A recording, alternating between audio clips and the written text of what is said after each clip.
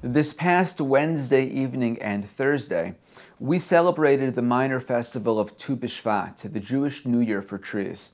Our sages teach us that this holiday, which occurs in the middle of the winter, marks the turning point toward the spring. As winter rains nourish the roots, deep inside the trees, sap begins to move.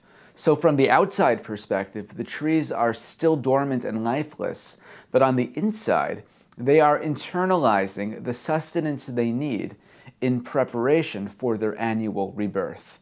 It's not a coincidence that the zodiac sign associated with the Hebrew month of Shabbat is Aquarius, a pitcher of water, or that water is a primary motif of this Shabbat's Torah portion, Parashat Beshalach. Just after the Israelites crossed the sea, they entered the wilderness only to find that they could not drink the water they found there. The Torah says, "And they came to Marah, and they were unable to drink the waters from Marah because they were bitter." Typically, our commentators assume that the word "they" in the passage, "they were bitter," refers to the water. The narrative goes on to describe how Moses, at God's command, throws a tree into the water, which miraculously sweetens it. Finally able to drink the water, the Israelites are then able to continue on their journey.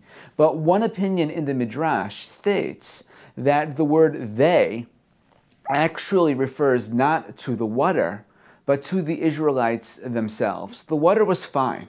But the Israelites, so embittered, so damaged by the trauma they had endured in Egypt, were unable to drink without God's intervention. This interpretation is so significant as the rabbis often metaphorically compare water to Torah. Just as water provides physical sustenance, they explain, Torah provides spiritual sustenance. In fact, the Midrash understands that in addition to giving the Israelites water to drink, Moses also began teaching sections of Torah to the Israelites at this point in their journey. Sometimes, someone may become so dehydrated that they have difficulty drinking the very water that will save their life. And similarly, someone may be so psychologically, emotionally, spiritually hurt that they cannot on their own internalize the support or the coping mechanisms that may allow them to move forward. Certainly, in the wake of October 7th and Israel's war against Hamas, there are few Jewish families in Israel or around the world that have not been touched by some level of trauma.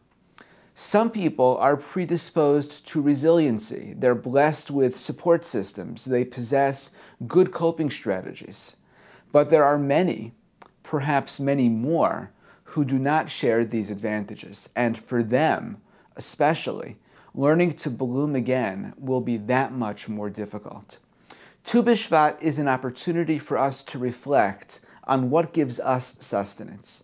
Sometimes it comes easily and naturally, but other times it takes work, even outside help, to receive and to integrate the critical physical and spiritual nourishment we so need.